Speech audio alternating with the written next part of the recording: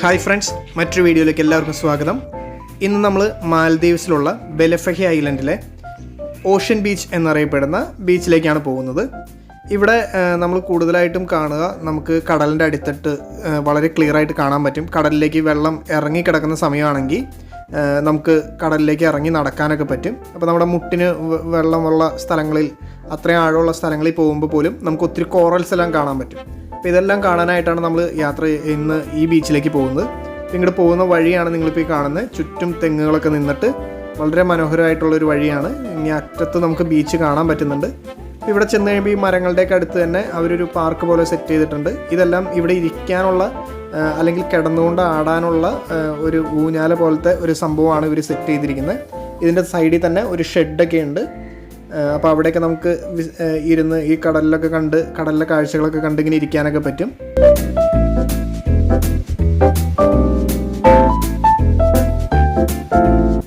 ഇതവിടെ ഒരു ഷെഡ് പോലെ കെട്ടിയിരിക്കുന്നതാണ്. അപ്പോൾ ഇതിനകത്തൊക്കെ ഇരുന്ന് ഈ കാറ്റൊക്കെ കൊണ്ട് ബീച്ചിലേക്ക് നോക്കി ഇങ്ങനെ ഇരിക്കുക എന്ന് പറയുന്നത് വളരെ മനോഹരമായിട്ടുള്ളൊരു സമയങ്ങൾ തന്നെയായിരിക്കും നമ്മളെ സംബന്ധിച്ചിടത്തോളം.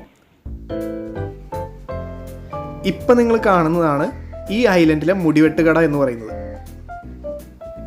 ഇവിടെ ഒരു ചില്ലിങ്ങനെ വെച്ചിട്ടുണ്ട്. അതിന് പിന്നെ തടിയുടെ 2 സ്റ്റൂള് പോലെയൊക്കെ ഉണ്ടാക്കിയിട്ടുണ്ട്. ഇതാണ് ഇവിടുത്തെ ഈ ഐലൻഡിലെ മുടിവെട്ടുകട എന്ന് എനിക്ക് തോന്നുന്നു. ഇവിടെ മുടി വെട്ടുന്നൊന്നും കണ്ടില്ല, പക്ഷെ കുറേ മുടിയുടെ വെട്ടിയിട്ടിരിക്കുന്നൊക്കെ താഴെ കിടക്കുന്നുണ്ട്. സ്പ്രെയറൊക്കെ ഇതിൻ്റെ അകത്ത് ഇരിപ്പുണ്ട്. അപ്പം ഇങ്ങനെയൊക്കെയാണ് ഐലൻഡുകളിലെ മുടിവെട്ട് കടയൊക്കെ കാണുന്നത്. പിന്നെ ഇവിടെ ചുറ്റും തെങ്ങും തോപ്പുകളാണ്, ധാരാളം തെങ്ങുകളുണ്ട്. ഇത് ഈ ഓഷ്യൻ ബീച്ചിനെ പറ്റി എഴുതി വെച്ചിരിക്കുന്ന ഒരു ഫലകമാണ്. ഈ കാണുന്നതാണ് ഓഷ്യൻ ബീച്ച്. ഇന്നലെ നമ്മളിവിടെ വരുമ്പോൾ ഇപ്പോൾ നമ്മൾ നിൽക്കുന്നിടത്തേക്ക് വരെ വെള്ളം തെറിക്കുന്നുണ്ടായിരുന്നു. ഇപ്പോൾ വെള്ളം ഒത്തിരി ഇറങ്ങിപ്പോയിട്ടുണ്ട്. അതുകൊണ്ട് നമുക്ക് ഇതിലേക്കൊക്കെ ഇറങ്ങി നടക്കാൻ പറ്റും. സാധാരണ സമയത്താണെങ്കിൽ ഈ കൽക്കെട്ടിൻ്റെ മുകളിൽ വരെ വെള്ളം ഉണ്ടാകുന്ന സ്ഥലമാണിത്. അപ്പോൾ നമുക്ക് പതുക്കെ ബീച്ചിലേക്ക് ഇറങ്ങാം. എന്നിട്ട് നമുക്ക് കോറൽസൊക്കെ കാണാൻ പറ്റുമോ എന്ന് നോക്കാം. ഈ ബീച്ചിൻ്റെ നമ്മൾ ഇറങ്ങുമ്പോൾ ഇവിടെ മണലല്ല കാണുന്നത്, മൊത്തം കോറൽസ് ഇതേപോലെ ഒടിഞ്ഞും പൊടിഞ്ഞൊക്കെ കിടക്കുന്ന കോറൽസാണ് ഇവിടെ കൂടുതലായിട്ടുള്ളത്. ഇവിടെ മണൽ അങ്ങനെ കാര്യമായിട്ട് നമുക്ക് കാണാൻ പറ്റുന്നില്ല. ഫുള്ള് ഇതേപോലത്തെ കോറൽസാണ്. അപ്പോൾ നമ്മളിതിൽ നടക്കുമ്പോൾ ഒത്തിരി സൂക്ഷിച്ചൊക്കെ വേണം നടക്കാം. ഇത് കാലിലൊക്കെ കുത്തിക്കൊള്ളാനൊക്കെ ചാൻസ് ഉണ്ട്. നമ്മൾ ചെരുപ്പിട്ടാണ് ഇപ്പോൾ ഇറങ്ങുന്നത്. പല വെറൈറ്റീസ് ഓഫ് കോറൽസാണ്. ഒന്നുപോലെ ഇരിക്കുന്ന ഒരു കോറൽസ് ഇല്ല. എന്താ പറയുക, നമുക്ക് ഡ്യൂപ്ലിക്കേറ്റ് എന്ന് പറഞ്ഞ് കണ്ടുപിടിക്കാൻ ഇതിന്നൊരു കോറൽസും കിട്ടില്ല. എല്ലാം വ്യത്യസ്തമാണ്, ഒന്നിനൊന്ന് വ്യത്യസ്തമാണ്. എല്ലാം ഭയങ്കര മനോഹരമാണ്. പല ഷേപ്പിലും പല സ്ട്രക്ചറിൽ പല ഡിസൈനിലൊക്കെയുള്ള കോറൽസാണ് ഇവിടെ നമുക്ക് കാണാൻ പറ്റുക. ഈ കോറൽസ് നോക്കി നടന്നാൽ തന്നെ നമ്മുടെ ഇവിടെ തീരത്ത് കിടക്കുന്നത് കാണുമ്പോൾ തന്നെ നമ്മുടെ കിളി പോകും. അമ്മാതിരി കോറൽസാണ് ഇവിടെ കിടക്കുന്നത്. ഇതൊക്കെ പറക്കി നാട്ടിൽ കൊണ്ടുപോയി വല്ല ഷോ കേസ് പോലെ സെറ്റ് ചെയ്യാനൊക്കെ തോന്നുന്നുണ്ട് ഇവിടെ നിൽക്കുമ്പോൾ. ഇപ്പോൾ നമ്മൾ നേരത്തെ നിന്ന സ്ഥലമാണ്. അവിടെ നിന്ന് ഇത്ര അകലേക്ക് നമ്മൾ പോന്നിട്ടുണ്ട്. പക്ഷെ ഇത്ര അകലേക്ക് പോകുന്നത് ഇത് കടൽ തന്നെയാണ്. കടലിലേക്ക് നമ്മൾ ഇത്ര ഇറങ്ങി പോന്നിട്ടുണ്ട് എന്ന് കരുതി നമുക്ക് പേടിക്കാനൊന്നുമില്ല. നമ്മുടെ മുട്ടിന് താഴെ മാത്രമേ ഇവിടെ ഇപ്പോൾ വെള്ളമുള്ളൂ. നമ്മൾ ഇത്രയും ഇറങ്ങി പോന്നിട്ടും നമ്മുടെ മുട്ടിന് താഴെ മാത്രമേ വെള്ളമുള്ളൂ.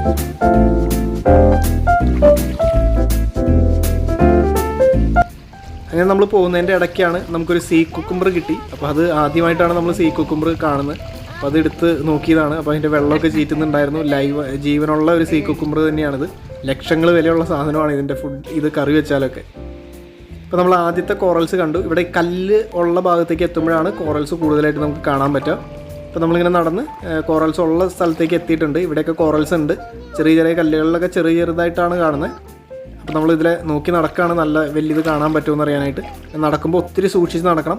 കാരണം ഇത് നമ്മുടെ കാലിലൊക്കെ കുത്തിക്കൊണ്ടു കഴിഞ്ഞാൽ കാലൊക്കെ പൊട്ടി ആകെ സീനാവും. പിന്നെ അത് ഹീലാവാൻ ഒത്തിരി ടൈം എടുക്കും. ഇവിടെ നിങ്ങൾക്ക് നോക്കിയാൽ കാണാം, ഒട്ടും ആഴമില്ല. ശരിക്കും നമ്മുടെ വളരെ കുറച്ച് ആഴം മാത്രമേ ഉള്ളൂ. പക്ഷെ നമ്മൾ കരയിൽ നിന്ന് എനിക്ക് തോന്നുന്നു 1 കിലോമീറ്റർ കൂടുതൽ നമ്മൾ നടന്നിട്ടുണ്ട്. എന്നിട്ടാണ് നമ്മൾ ഇവിടെ എത്തിയത്. ഇവിടെ ഒരു നല്ലൊരു കോറൽസ് നമുക്ക് കാണാൻ പറ്റി ഫസ്റ്റ് തന്നെ. ഇത് ഞാൻ എടുത്ത് നിങ്ങളെ കാണിക്കാം. വെള്ളത്തിൻ്റെ അകത്തേക്ക് ഷൂട്ട് ചെയ്യാവുന്ന ക്യാമറകളൊന്നും നമ്മുടെ കയ്യിലില്ല. അപ്പോൾ അതുകൊണ്ട് നമ്മൾ പൊന്തിച്ച് കാണിക്കാം. കണ്ടോ, ഇത്രയും താഴ്ചയേ ഉള്ളൂ ഇതിന്. നമ്മളിവിടെ വെള്ളത്തിൽ ഇതാണ് ഫസ്റ്റ് നമ്മൾക്ക് വലുതായിട്ട് കണ്ട കോറൽസ്. ചെറിയ കോറൽസൊക്കെ ഒത്തിരി ഉണ്ടായിരുന്നു.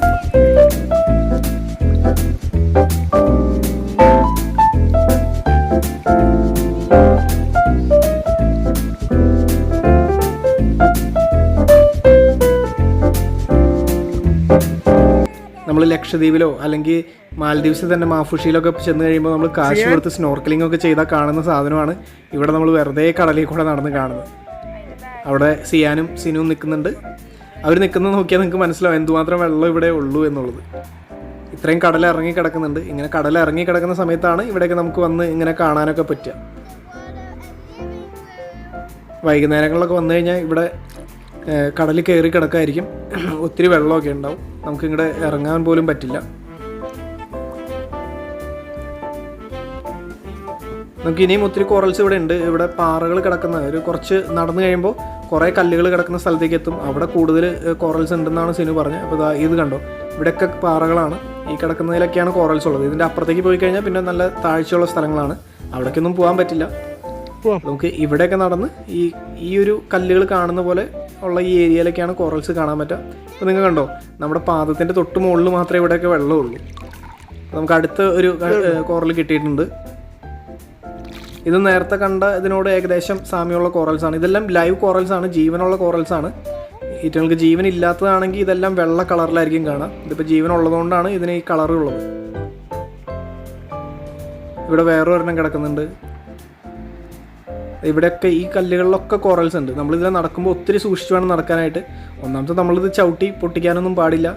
അതേപോലെ നമ്മുടെ കാലിൽ കുത്തി കയറി കഴിഞ്ഞ് കഴിഞ്ഞാൽ ഇത് ഒത്തിരി മുറിവുണ്ടാക്കും. ഇത് കോറൽസിൻ്റെ ഇടയിലൊക്കെ കാണുന്ന ഒരു തരം മീനാണിത്. ഇതിൻ്റെ പേരൊന്നും എനിക്കറിയില്ല. നമ്മൾ അവിടെ ചെന്നപ്പോൾ കണ്ട ഒരു മീനാണ്.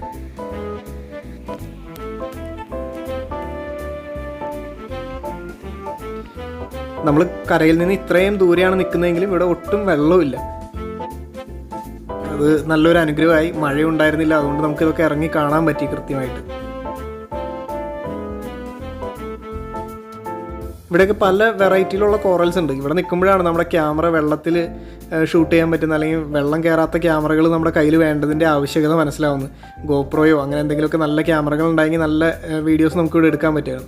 അപ്പോൾ നിങ്ങൾ നോക്ക്, നമ്മൾ ഇത്രയും അകലെയാണ്, നമ്മൾ നേരത്തെ ഇറങ്ങിയ സ്ഥലത്ത് നിന്ന് ഇത്രയും അകലെയാണ് നമ്മൾ നിൽക്കുന്നത്.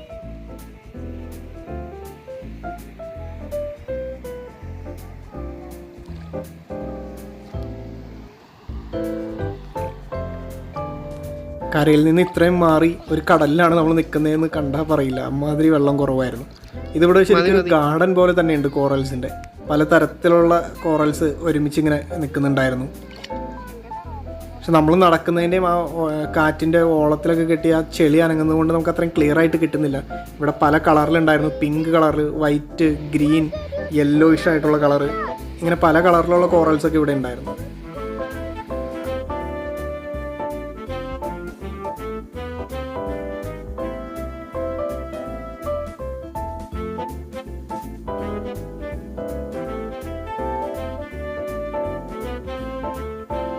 നമ്മൾ ആദ്യം കണ്ട കോറലിൻ്റെ അതേ മോഡൽ തന്നെയാണ്, വേറൊരു കല്ലിൽ കണ്ടതാണ്.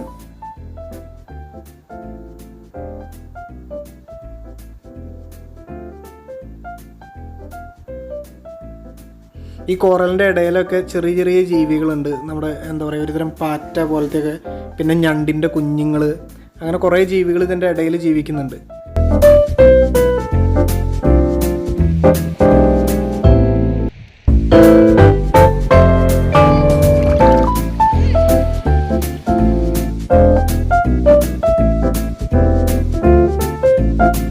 ഇത് ഒരു കോറലിൽ തന്നെ പല കളറിലുള്ളതുണ്ടായിരുന്നു. പിങ്ക് ഉണ്ടായിരുന്നു, യെല്ലോ ഉണ്ടായിരുന്നു, ഗ്രീൻ, വൈറ്റ്, അങ്ങനെ 3-4 കളറിൽ ഈ കോറൽ കിട്ടി. അതുകൊണ്ടാണ് ഇത് എടുത്ത് കാണിക്കാമെന്ന് വിചാരിച്ചത്. ഓരോ കല്ലിലും ഉണ്ടെന്ന് തോന്നുന്നു ഇതേപോലെ ഇവിടെ കോറൽസ്. പല ഇതിൻ്റെ ബേസ് സ്ട്രക്ചർ സെയിം ആണെങ്കിലും പല ഷേപ്പിലൊക്കെ കാണുമ്പോൾ നല്ലൊരു ബൊക്കയുടെ ഷേപ്പിലൊക്കെ കാണുന്നു. പിന്നെ നല്ല രസമായിരുന്നു നമുക്ക് ഇതൊക്കെ കണ്ടുകൊണ്ട് ഇങ്ങനെ നടക്കാനായിട്ട്.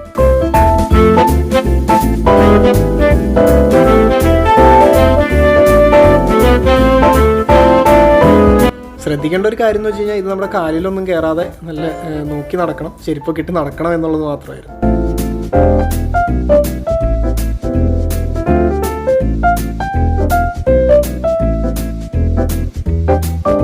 ഇത് ഓഷ്യൻ ബീച്ചല്ല, ഇതിൻ്റെ തൊട്ട് ചേർന്ന് തന്നെയുള്ള വേറൊരു ബീച്ചാണ്. അവിടെ ചെന്നപ്പോൾ അവിടെ നിന്ന് നമുക്ക് വലിയൊരു കോറൽ കിട്ടി. അപ്പോൾ അതും കൂടി ഈ വീഡിയോയുടെ കൂടെ തന്നെ കാണിക്കാമെന്ന് വിചാരിച്ചു.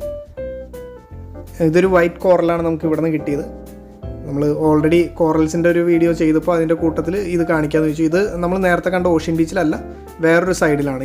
ഈ ഐലൻഡിൻ്റെ തന്നെ വേറൊരു സൈഡിൽ നിന്നാണ് നമുക്കിത് കിട്ടിയത്.